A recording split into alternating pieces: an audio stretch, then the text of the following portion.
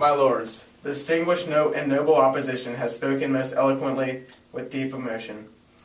They would have us believe that the protection offered by His Majesty's government is not in the best interest of our beloved merchants of England. But we should never forget the very strength of our nation and the merchants upon whom our future rests.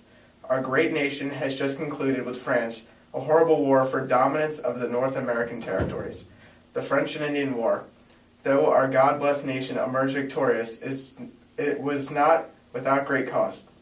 We've spent an enormous amount of money on keeping our territories. The North American colonies are ours. To abandon these merchants now, after having invested so much into their safety, would be a mistake. The Treaty of Paris has seen these territories firmly ours, but how can we trust the Spanish and the French? They are greedy and ambitious, and they seek this land, this territory that we call British. Their eyes are set on the West Indies and the American continents, and we cannot trust that they will not stray beyond our boundaries set forth.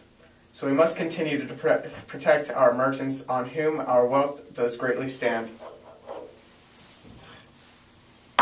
We are an island nation. We are a naval power, one of the strongest in the war. Many enemies have come knocking at our door, but we have beaten them all back.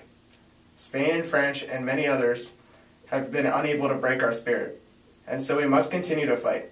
Our merchants are as great an extension of us as any other, and so we must protect them from enemies.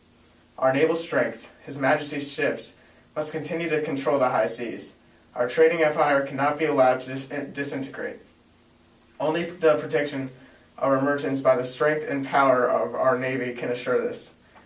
As of yet, our lands extend far and wide. We have almost all of our North Americas to the Mississippi. We have Newfoundland. We have territories in the West Indies. We have trading stations throughout India, but who's to say that is all we will be? We may one day establish an empire on which the sun shall never set.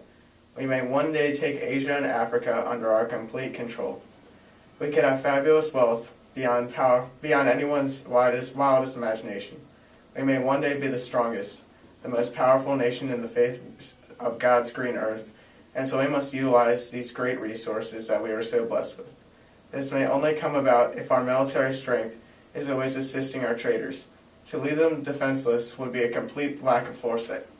To do so would be to jeopardize the future of Britain. Now, because of all the wars we have gone through and the enclosure movement of our nation has embraced, we have lost wealth. People have lost their homes and suffering is great, but trade can remedy all of this. We cannot lose all of this fabulous wealth in trade that mercantilism brings to us, to our people. We can have so many wonderful things from our trade. Timber and fur from the woodlands of America, silk and porcelain from the coast of China, manpower from the black slaves of Africa, from which we have become very greatly dependent, sugar from the West Indies, tea and spices from India. All this we may have. These resources, these goods, will bring us revenue and money we all desperately need.